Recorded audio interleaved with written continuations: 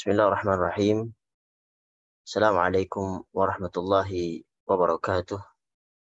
Alhamdulillahi ala ihsanih. Wa syukru lahu ala taufiqihi wa amtinanih. Asyhadu an la ilaha illallah ta'liman li sya'nih. Wa asyhadu anna Muhammadan abduhu wa rasuluhu da'iyan ila ridwanih. Salawatullahi alaihi wa ala alihi wa ashabihi wa ikhwanih. Qala ta'ala ya ayyuhalladzina amanu taqullaha haqqa tuqatih wa la tamutunna illa wa antum muslimun. Al-ayah.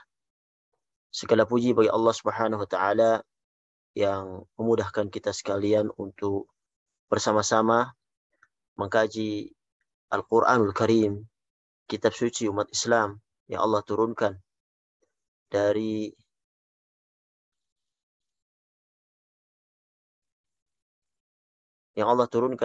kepada Nabinya Muhammad sallallahu alaihi wasallam, yang pada kesempatan kali ini kita masih di program kita tafsir ringkas dan kita telah sampai kepada surat Al-Haqqah untuk bagian yang kedua. Untuk bagian yang pertama kita telah ambil ayat 1 sampai 24 dan pada kesempatan kali ini kita akan ambil ayat 25 sampai 52. Surat Al-Haqqah menurut urutan di mushaf dia surat yang ke-69 yang mana terdiri dari 52 ayat yang termasuk surat Makkiyah. Itu surat yang turun sebelum hijrahnya beliau sallallahu alaihi wasallam dari Mekah ke Madinah. Kita buka surat Al-Haqqah. Kita baca dulu untuk ayat yang ke-25 sampai 52. A'udzu billahi minasy syaithanir rajim. Bismillahirrahmanirrahim. Wa amma man utiya kitabahu bishimalihi fayaqulu ya laitani lam uta kitabiyah wa lam adri ma hisabiyah ya laitaha kanatil qadiyah ma aghna anni maliyah halaka anni sultaniyah khudhuhu faghulluh thumma al-jahima salluh thumma fi silsilatin dhar'uha sab'una dhira'an fasluquh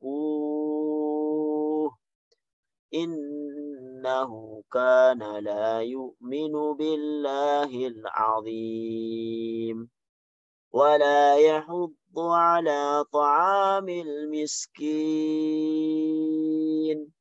falaysa lahul yawma hahuna hamim wa la ta'amun illa min ghislin la ya'kuluhu إلا الخاطئون فلا أقسم بما تبصرون وما لا تبصرون إنه لقول رسول كريم وما هو بقول شاعر قليلا ما تؤمنون ولا بقول كاهن قليلا ما تذكرون تنزيل من رب العالمين ولو تقول علينا بعض الأقاويل لأخذنا منه باليمين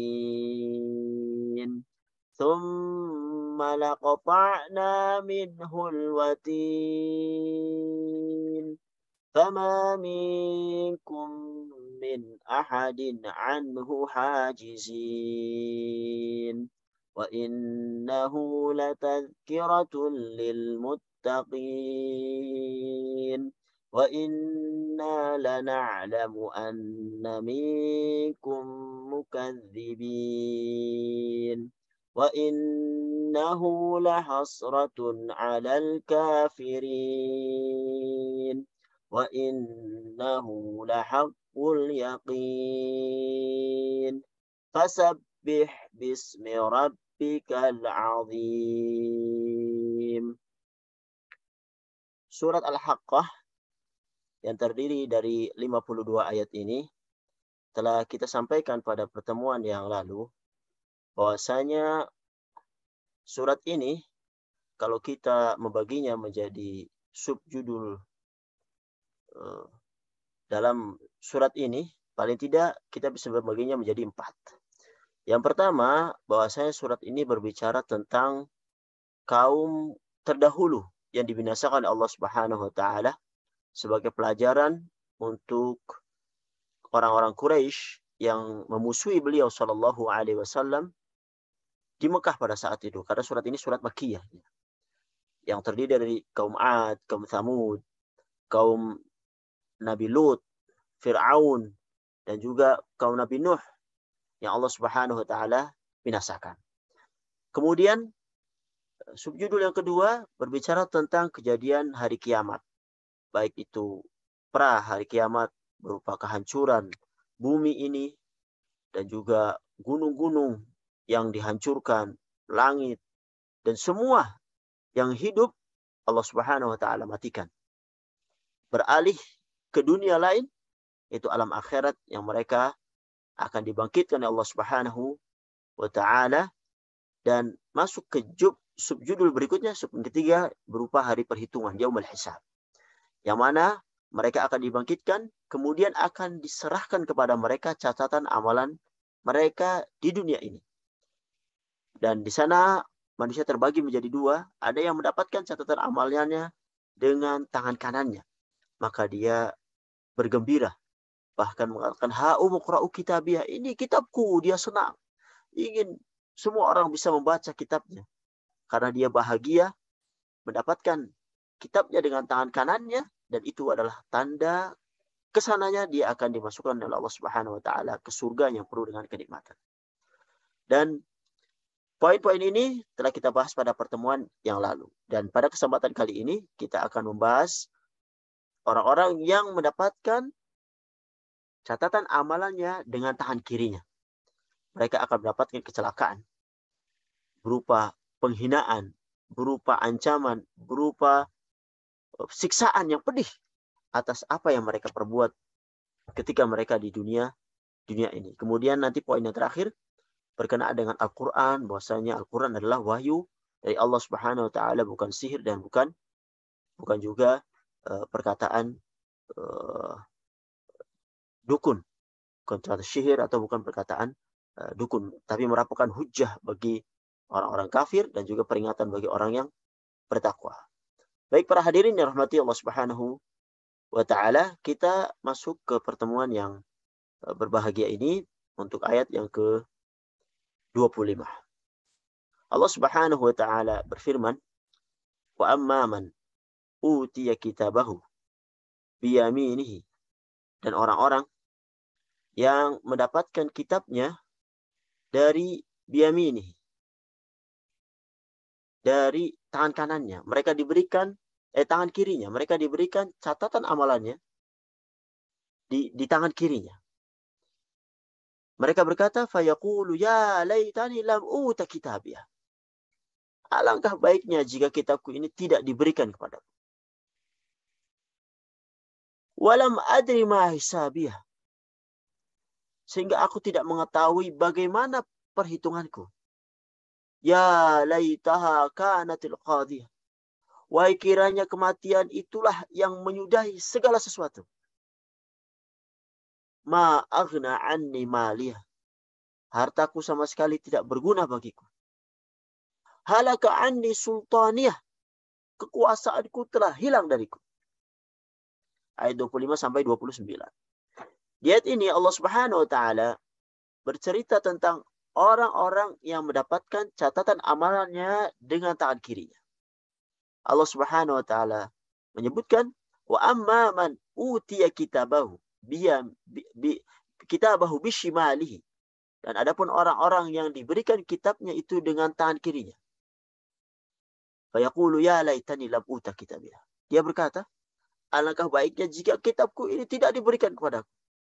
Allah Subhanahu wa taala menyebutkan kondisi di mana orang-orang yang menerima catatan amalan dengan tangan kirinya tidak ingin menerima catatan tersebut. Mereka takut. Padahal apa? Padahal mereka baru diberikan catatan amalan itu. Mereka belum melihat isinya. Akan tetapi, tatkala Allah Subhanahu wa taala menjadikan dia ingat dengan apa yang telah dilakukan selama ia di dunia, dan dia sadar bahwa diterimanya catatan dengan tangan kiri merupakan pertanda dia akan binasa. Karena kiri merupakan simbol dari keburukan. Sampai-sampai dia itu berangan-angan untuk tidak menerima catatan tersebut. Akan tetapi, di ayat lain Allah Subhanahu wa taala sebutkan di Quran Al-Isra ayat 14, "Iqra kitabak kafa bi nafsika al-yawma 'alaika hasiba." Allah Subhanahu memerintahkan seluruh manusia, termasuk mereka, untuk membaca kitab. Iqra kitabak, bacalah kitabku. Bacalah kitabmu. Kafa bi nafsika al-yawma 'alaika hasiba. Cukuplah dirimu sendiri pada hari itu, pada hari ini sebagai penghitung atas dirimu. Kemudian Allah lanjutkan, walam adri ma hisabiyah, perkataan mereka, walam adri ma hisabiyah. Sehingga aku tidak mengetahui bagaimana perhitunganku. Dia tidak ingin dihisab. Akan tetapi mereka harus tetap dihisab. Karena itu adalah hari yaumul hisab, hari perhitungan. Kemudian mereka berkata lagi, ya laitaha kanatil qadiyah. Wahai kiranya kematian itulah yang menyudahi segala sesuatu. Artinya tatkala mereka melihat semua itu, dia justru berangan-angan untuk mati. Agar seluruh urusannya itu selesai. Karena hari itu adalah hari sangat mengerikan. Dan kematian yang dahulunya ketika di dunia dia sangat membencinya dan tidak mengharapkannya. Pada hari akhirat mereka bercita-cita untuk mati. Tetapi di hari akhirat tidak ada kematian, bahkan kematian diwujudkan dalam bentuk seekor hewan kemudian dipotong. Sehingga ahli neraka khuludun la mauta fiha, kekal tidak ada mati. Ahli surga khuludun, kekal tidak ada mati. Dan mereka tahu seandainya mereka dimatikan mereka akan selesai, tapi tidak mungkin mereka akan mati lagi karena mereka telah merasakan kematian di dunia. Mereka tahu bahwasanya di balik hisab, di balik catatan yang diberikan kepada mereka dengan tangan kirinya, mereka akan mendapatkan setelahnya azab yang abadi. Allah tidak memberikan kematian lagi bagi mereka. Kemudian mereka berkata, ma'aghna anni maliyah. Hartaku sama sekali tidak berguna bagiku. Harta-harta dulu yang dia kumpulkan, yang dia taruh di bank, taruh di tempat-tempat beberapa negara saking banyaknya, karena takut diketahui misalnya. Tidak berfaedah sama sekali di akhirat nanti. Sudah tidak bermanfaat baginya. Tidak bisa menyelamatkannya dari siksa neraka jahanam. Yang mereka gunakan harta itu untuk berfoya-foya. Tidak bersedekah. Bahkan menggunakan untuk bermaksiat kepada Allah Subhanahu wa ta'ala. Maka pada hari itu, harta yang mereka tinggalkan tidak bermanfaat sekali. Bahkan kekuasaannya pun yang dulu mereka emban di dunia ini juga tidak bermanfaat. Mereka berkata, halaka anni sultaniyah. Kekuasaanku telah hilang dariku. Yang dahulunya dia raja, presiden, pejabat, ataupun orang terkaya dan segala macamnya kedudukan yang ia pegang di muka bumi ini tidak bermanfaat sama sekali baginya di akhirat. Tidak ada syafaat. semua telah hilang dengan kematiannya. Di sana hanya ada dari Allah Subhanahu wa taala saja. Yang dulu dia sempat berlaku sombong, tidak mau bersujud kepada Allah Subhanahu wa taala. Dan pada hari kiamat ini mereka akan merasakan atas apa yang mereka lakukan. Jabatan yang melalaikan, harta yang melalaikan, dan hal-hal lain yang membelokkan dirinya dari jalan Allah Subhanahu wa taala pada hari itu tidak bisa menolongnya. Yang mana raja pada hari itu adalah Allah Subhanahu wa taala. Ana Malik, akulah raja, akulah raja. Mana yang mengaku raja di bumi? Mereka semua hilang. Hanyalah Allah Subhanahu wa taala yang berkuasa pada saat itu. Pada waktu itu tidak ada yang berani mengangkat kepala. Mereka semua takut pada Allah Subhanahu wa taala. Mereka sadar bahwasanya kekuasaannya dulu itu tidak bermanfaat sama sekali. Pada ayat ini terdapat penjelasan bahwasanya Allah Subhanahu wa taala itu mengadab perasaan mereka. Dan isyarat bahwasanya azab ruhani, azab kepada perasaan mereka itu lebih menyakitkan bagi orang-orang kafir. Dan sungguh merananya orang-orang yang membangkang pada saat di dunia. Dan di akhir nanti sebelum badan mereka diazab, perasaan mereka telah diazab oleh Allah Subhanahu wa taala dengan perasaan ketakutan yang tidak tergambarkan. Oleh karenanya, hendaknya seorang itu berpikir dulu sebelum berkata dan bertindak. Agar apa? Agar dia tidak tersiksa pada hari kiamat. Bagus sekali kita kutip perkataan Al-Imam Al-Basri, Hasan Al-Basri.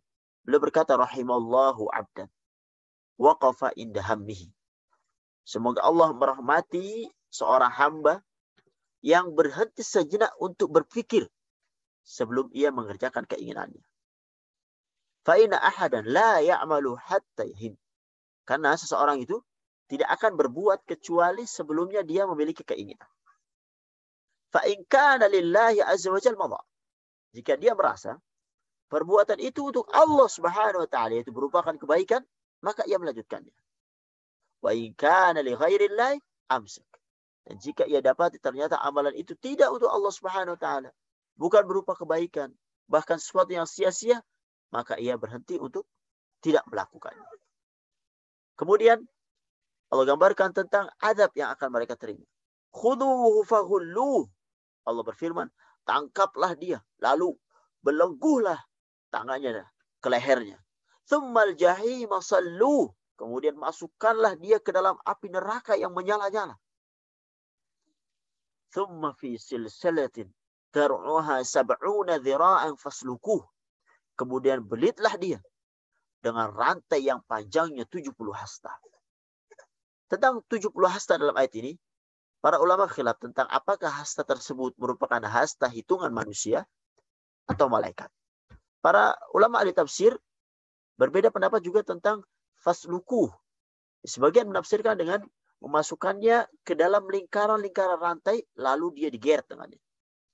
Sebagian lain menafsirkan dengan memasukkan rantai tersebut ke dalam duburnya hingga tembus ke mulutnya, lalu digeret dengannya.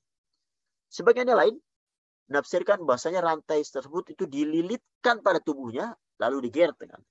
Jadi intinya, rantai tersebut merupakan rantai yang sangat panas, yang jika seseorang menyentuh, maka tangannya akan melebur. Dan ini beberapa tafsiran dari ulama tentang fasluku. Kemudian Allah Subhanahu wa taala lanjutkan, innahu, sebabnya mereka diazab itu sebabnya innahu kana la yu'minu billahil azim. Sesungguhnya dia adalah orang yang tidak beriman kepada Allah Al-Azim yang Maha Besar. Itu yang pertama. Wala yahuddu ala ta'amil miskin. Dan juga dia tidak mendorong orang lain untuk memberi makan orang miskin. Jadi dua sebab ini menjadikan mereka disiksa di neraka jahanam. Yang pertama, dia tidak beriman kepada Allah Subhanahu wa taala. Yang kedua, dia tidak pernah memotivasi, sekedar motivasi. Karena mungkin dia orang miskin atau dia tidak punya kemampuan untuk memberi bantuan kepada miskin. Tapi kemiskinan itu tidak menjadikan dia hanya sekedar memotivasi. Wala yahuddu ala ta'amil miskin. Tidak mendorong orang lain untuk beri makan orang miskin. Dia tidak pernah memotivasi orang lain untuk memberi makan fakir miskin.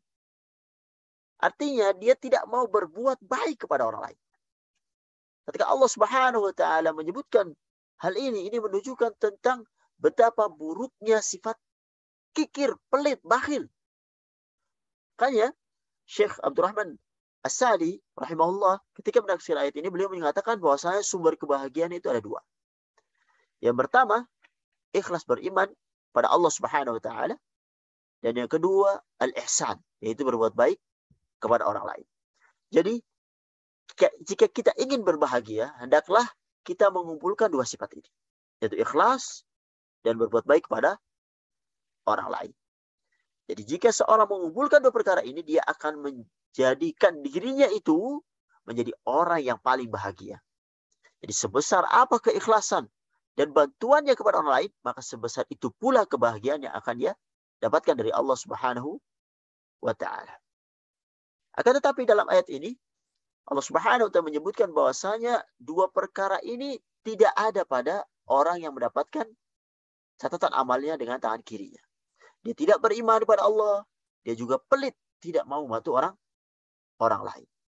Di sini Allah Subhanahu wa taala menyebutkan wala innahu kana la yu'minu billahil azim. Kata al-azim, yang maha agung, sebagai penekanan bahwasanya orang-orang kafir itu ingkar terhadap zat yang agung, yang melazimkan azabnya itu sangatlah pedih.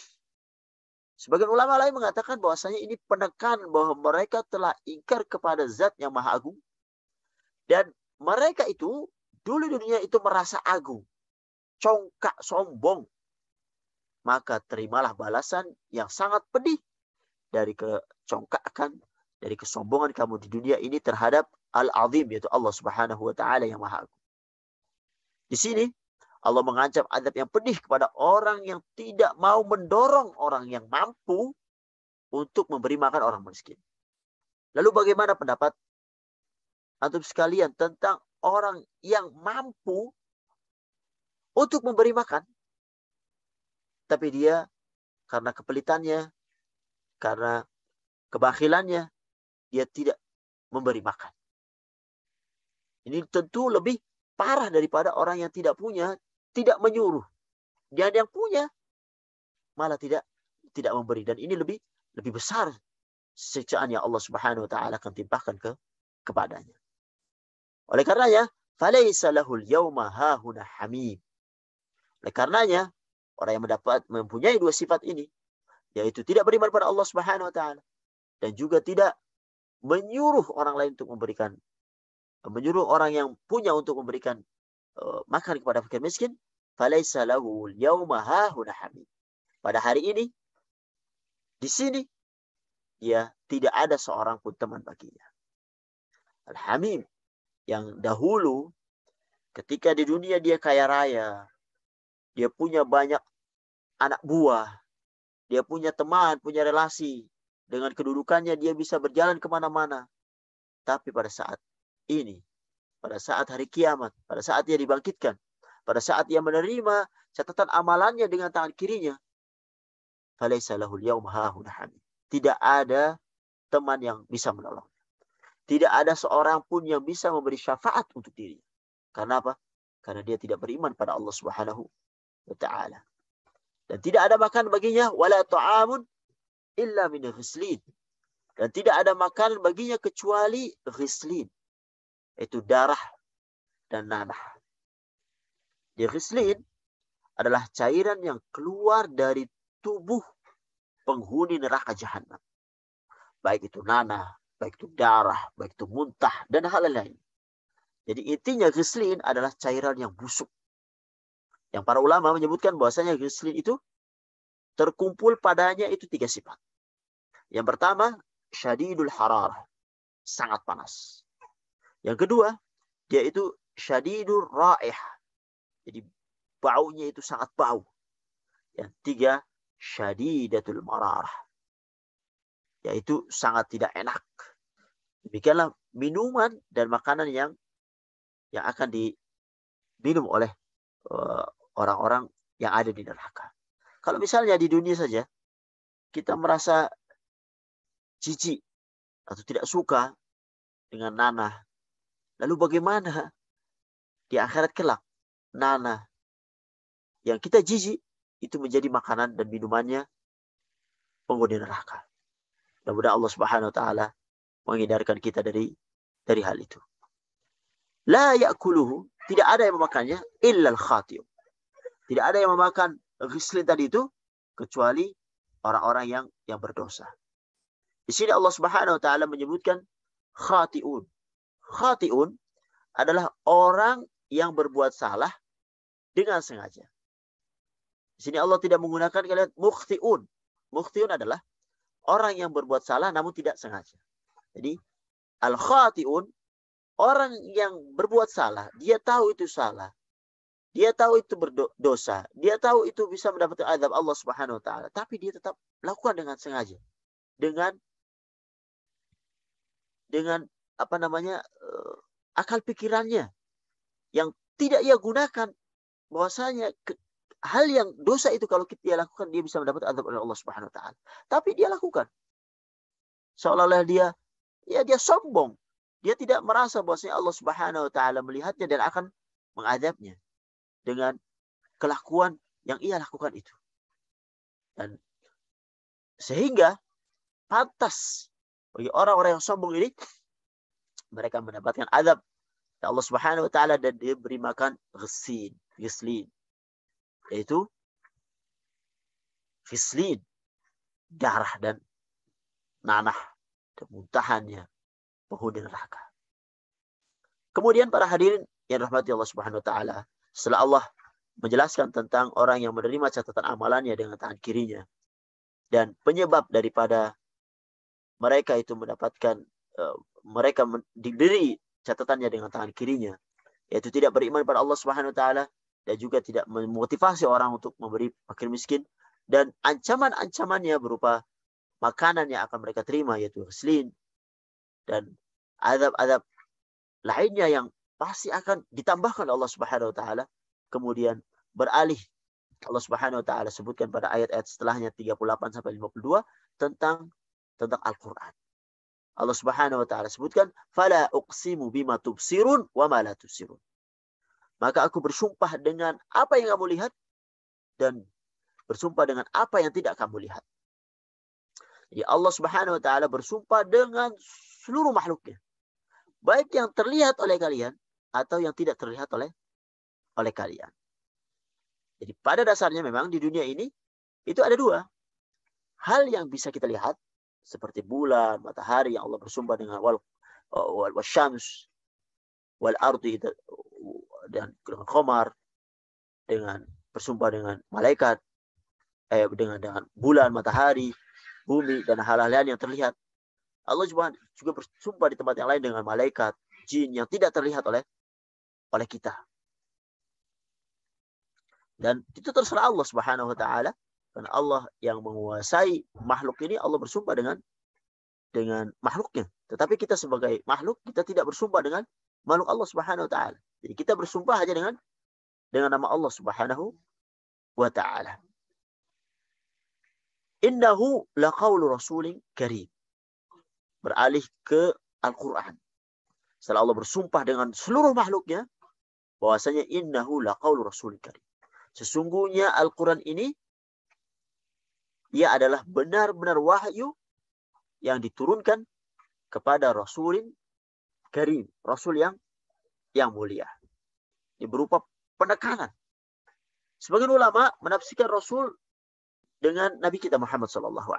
Sebagian yang lain menafsirkan dengan malaikat Jibril. Karena memang Rasul, baik itu Nabi Muhammad ataupun malaikat Jibril, keduanya memang diutus oleh Allah Subhanahu wa taala untuk menyampaikan apa yang Allah Subhanahu wa taala perintahkan. Malaikat Jibril menyampaikan kepada Nabi kita Muhammad SAW, dan kedua-duanya adalah Rasul. Oleh karenanya Al-Quranul Karim, firman Allah Subhanahu wa taala itu dibawa oleh utusannya. Baik itu dibawa oleh Jibril dan dia rasul utusan, kemudian disampaikan pada rasul yang ada di bumi yaitu Nabi Muhammad sallallahu alaihi wasallam. Dan Al-Quran itu Allah Subhanahu wa taala sebutkan wa ma huwa biqaulin syair. Al-Quran itu bukanlah perkataan seorang penyair. Qalilan ma tu'minun. Sedikit sekali kamu itu beriman kepada Al-Quran itu. Jadi kita paham betul bahwa Al-Quran itu bukan syair. Kalau kita buka Al-Quran, kita yang awam saja kita tahu bahwasanya ini bukanlah syair. Apatah lagi kaum Quraisy yang saat itu mengetahui bagaimana syair, bahkan mereka melakukan lomba untuk penulisan syair dan segala macamnya. Mereka tahu bahasa Arab dengan sebaik-baiknya. Mereka tahu itu bukan syair. Tetapi mereka mengatakan itu syair untuk hal yang mereka sebenarnya tidak yakin. Dan Al-Quran Allah Subhanahu wa taala bantah, wa ma huwa biqaulin syair. Al-Quran itu bukanlah perkataan seorang penyair. Sedangkan kalau kita lihat syair itu memiliki aturan-aturan tertentu, ketukan dan lainnya. Dan tentunya kita tidak akan dapat ini di dalam Al-Quran. Al-Quran ini adalah mukjizat dari Allah Subhanahu wa taala kepada Nabi Muhammad sallallahu alaihi wasallam dan bukanlah syair. Walaupun dia bukan syair, tapi kita ketika membacanya karena ini firman Allah Subhanahu wa taala, kita merasa enak, merasa nyaman dan merasa tenang dengan Al-Quran karena Al-Quran adalah firman Allah Subhanahu wa taala, bahkan bisa menyentuh hati setiap orang yang mendengarnya. Tetapi apa? Allah sebutkan qalilan ma tu'minun. Tapi sedikit dari mereka yang beriman kepada Al-Quran. Walaupun ini ditujukan kepada kafir Quraisy, tapi ini umum. Bisa juga kepada kita. Sedikit sekali kita beriman kepada Al-Quran. Wala biqali kahin. Dan bukan pula ini perkataan dukun. Quran itu bukan. Qalilan ma tadhakkarun. Sedikit sekali kamu mengambil pelajaran darinya. Al-Quran itu tanzilun min Rabbil Alamin. Al-Quran ini adalah wahyu yang diturunkan dari Allah Subhanahu wa taala, Tuhan seluruh alam. Min Rabbil Alamin. Tentunya Al-Quran juga bukan perkataan dukun. Seperti dalam ayat itu wala biqali kahin. Bahkan Allah Subhanahu wa taala menekankan kembali bahwasanya Al-Quran itu benar-benar datang dari Allah Subhanahu wa taala. Coba kita lihat ayat ini dan ayat sebelumnya. Di ayat sebelumnya, ayat pertama Allah Subhanahu menyebutkan tu'minun ketika mengatakan bahwasanya Quran itu bukan syair. Sedangkan di ayat ini dengan kahin, dukun, Allah mengakhiri ayatnya dengan tadhakkarun, mengambil pelajaran. Sebagian ulama menyebutkan rahasia dari kandungan ayat ini bahwasanya semua manusia yang tahu bahasa Arab tentunya tahu bahwasanya Al-Quran itu sangatlah jauh dari syair-syair. Dan tidak pantas disebut dia syair. Dan tidaklah ada yang mengingkarinya kecuali orang yang congkak. Orang-orang yang kafir. Berbeda dengan ayat ini. Yang mana tidak bisa diketahui bahwasanya Al-Quran itu bukan ucapan dukun. Kecuali dengan benar-benar memperhatikan kehidupan Rasulullah SAW. Dan mentadaburi ayat-ayat Al-Quran.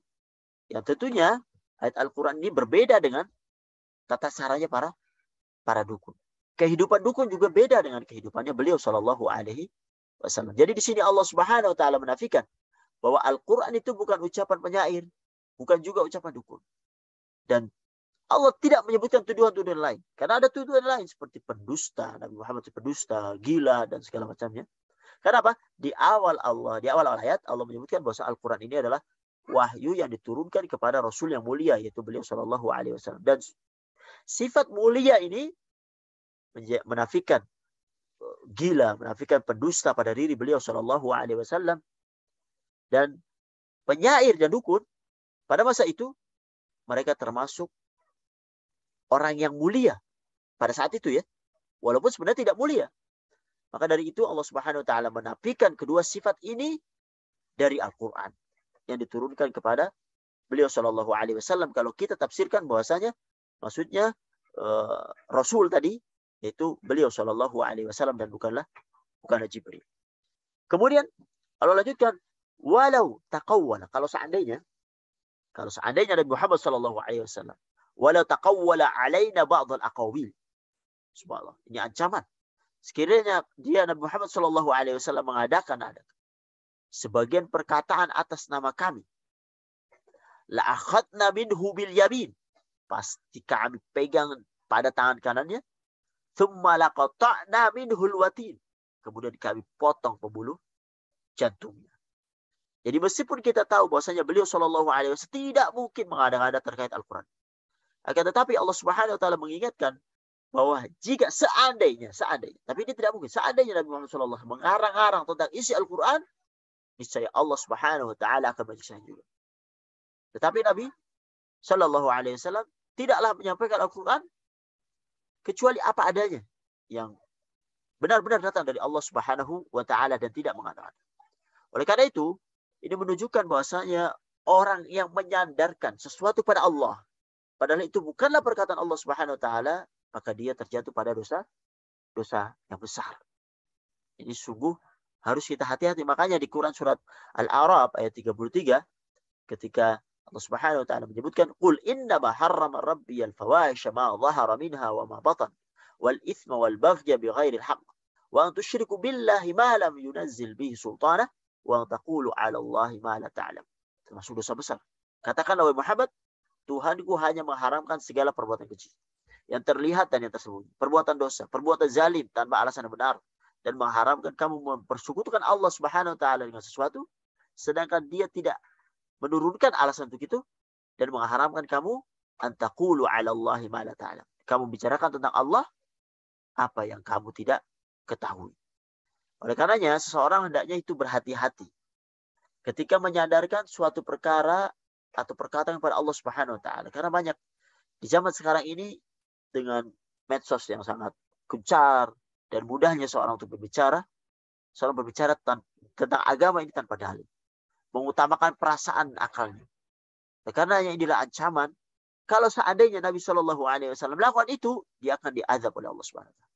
Apatah lagi orang selain beliau Shallallahu alaihi wasallam tentu akan mendapatkan azab yang lebih parah, yaitu diputuskan urat nadi dan di jantungnya kalau Nabi Shallallahu alaihi wasallam.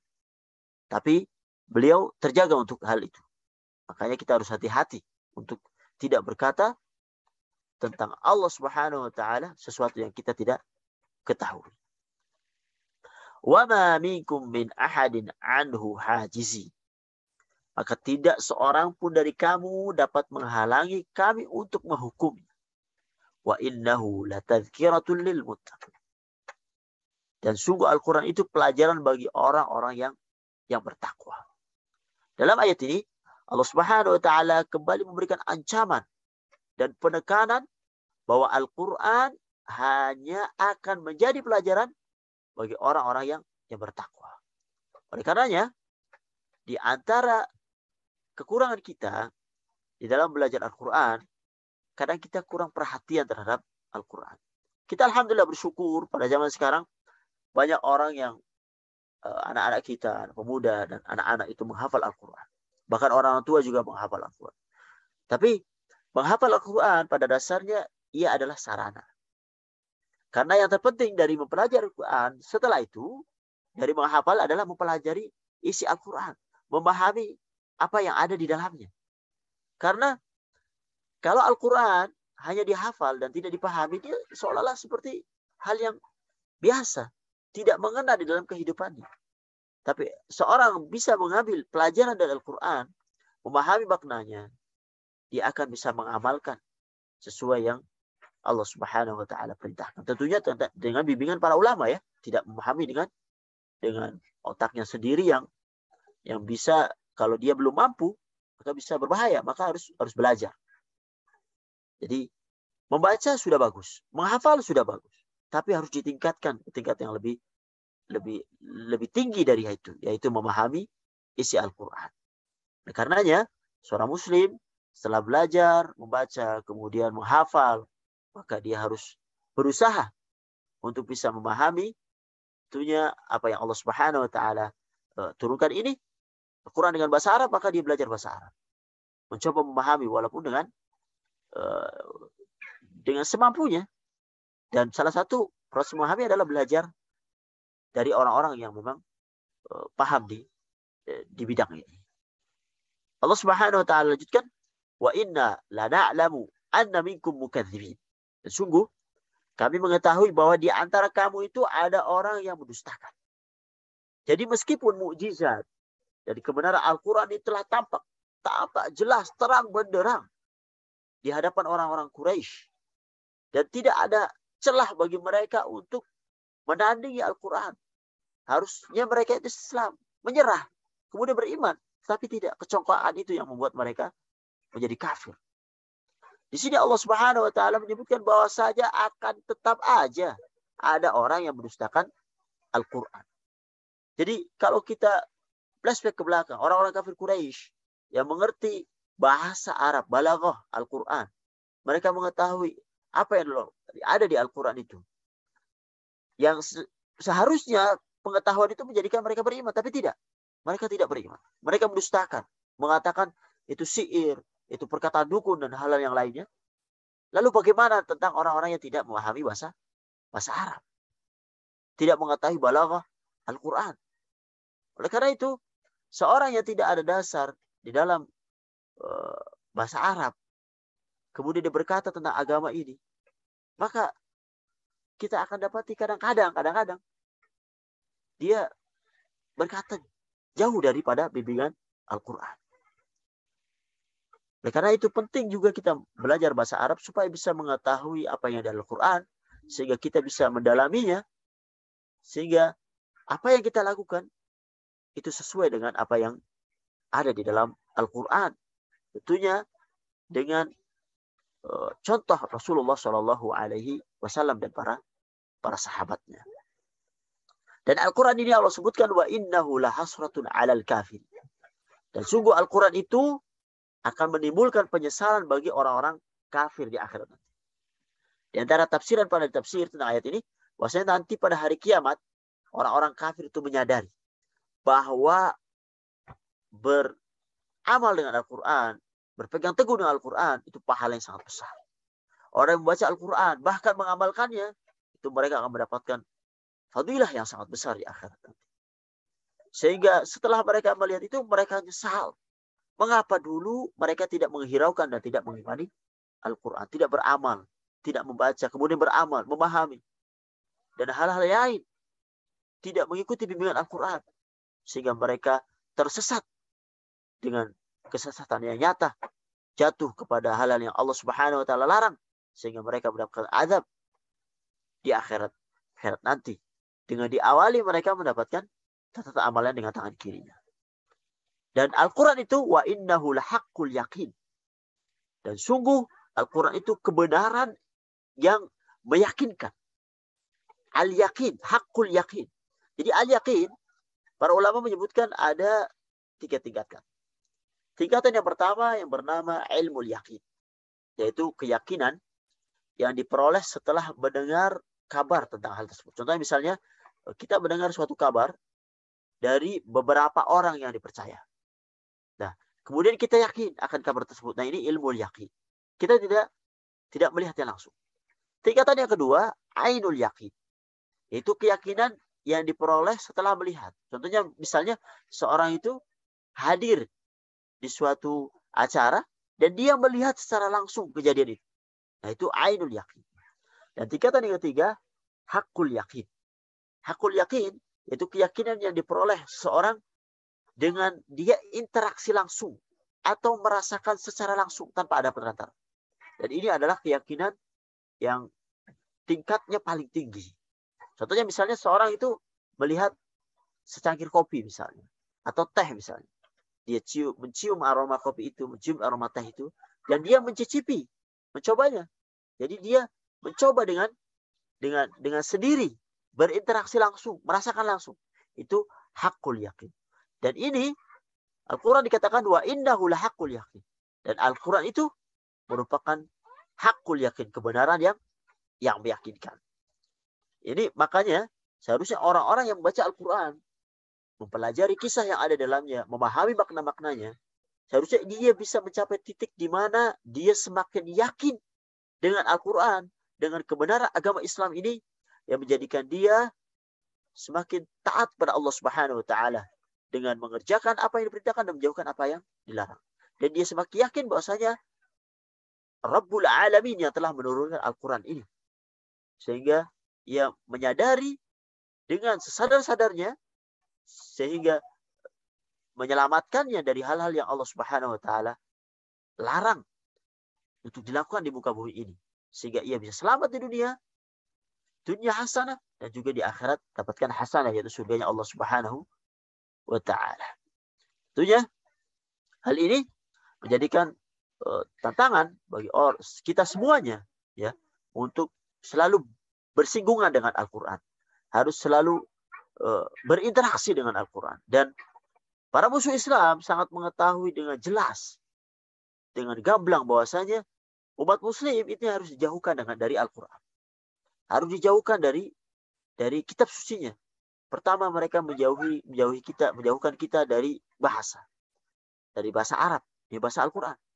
Dulu orang-orang tua kita itu bisa menulis Arab, bisa membaca Al-Qur'an. Bahkan kitab-kitab mereka itu walaupun bahasa Indonesia mereka tulis dengan huruf Arab atau Pegon ya, sampai seperti itu. Dan kita masih temui di beberapa kitab di beberapa pesantren-pesantren mereka masih menulis dengan huruf Pegon. Bahkan di Aceh beberapa di jalan-jalan masih ada huruf Pegon itu. Dan itu warisan. Yang kalau seorang belajar bahasa Arab mereka akan mengetahui apa yang ada di Al-Quran. Dan ini mulai dipahami oleh musuh Islam dan mulai dijauhkan. Kita diajari dengan huruf yang lain, yaitu huruf Latin. Sehingga kita terjauh daripada membiasakan diri dengan huruf Arab. Kemudian bahasa. Dari bahasa Arab kita diubah dengan bahasa Inggris atau bahasa-bahasa yang lainnya. Yang seolah-olah lebih agung daripada bahasa Arab ini. Oleh karenanya, kembali ke bahasa Arab atau mempelajari bahasa Arab itu menjadi penting untuk menjadi seorang bisa memahami atau pintu untuk memahami Al-Quran ini. Dan ini tantangan untuk kita semuanya. Kemudian Allah Subhanahu wa taala tutup surat Al-Haqqah ini, fasabbih bismi rabbikal azim. Maka bertasbihlah dengan menyebut nama Tuhanmu yang maha agung. Sebagian ulama menafsirkan ayat ini dengan perintah untuk melakukan sholat. Sebagian yang lain menafsirkan untuk mensucikan Allah Subhanahu wa taala dari semua jenis berupa kekurangan, cacat, aib. Karena Allah Subhanahu wa taala itu maha sempurna. Dan kalau kita lihat arti tasbih sendiri, tasbih dari kata al-ibad, bermakna al-ibad, yaitu menjauhkan Allah Subhanahu wa taala dari segala kekurangan, dari segala cacat. Dan Allah Subhanahu wa taala itu maha sempurna. Jadi ketika seorang mengucapkan subhanallah, maha suci Allah, maknanya Allah Subhanahu wa taala itu jauh dari segala kekurangan, jauh dari aib, jauh dari cacat, dan Allah Subhanahu wa taala maha sempurna dengan segala sifat-sifatnya yang sempurna. Para hadirin yang dirahmati Allah Subhanahu wa taala, itulah beberapa yang bisa kami sampaikan pada kesempatan kali ini berkenaan dengan surat Al-Haqqah yang mengajarkan kepada kita sekalian untuk pada akhir-akhir ayat ya, untuk kembali kepada Al-Quran. Untuk selalu berinteraksi dengan Al-Quran. Dan mulai mempelajari bahasa Al-Quran, yaitu bahasa Arab. Sehingga kita bisa memahami apa yang ada di dalamnya. Dari mulai membaca, kemudian menghafalnya, dan juga memahami isinya. Dan melaksanakan apa yang ada di dalamnya. Sehingga kita bisa selamat di dunia dan di akhirat juga selamat dengan tidak menerima catatan amalan itu dengan tangan kiri. Dan kita berharap pada Allah Subhanahu wa taala diberikan taufik untuk beramal di dunia ini sehingga kita bisa mendapatkan catatan amal dengan tangan kanan. Para hadirin yang rahmati Allah Subhanahu wa taala, mudah-mudahan Allah Subhanahu wa taala memberi taufik dan hidayahnya kepada kita sekalian untuk bisa beramal dengan Al-Quran dan memudahkan kita untuk melakukan yang Allah Subhanahu wa taala perintahkan. Ini yang bisa kami sampaikan pada kesempatan kali ini. Kalau ada benarnya itu datangnya dari Allah Subhanahu wa taala, Kalau banyak salahnya itu datangnya dari kami pribadi. Hadza wa sallallahu ala Muhammad wa ala alihi wa sahbihi ajma'in. Assalamualaikum warahmatullahi wabarakatuh.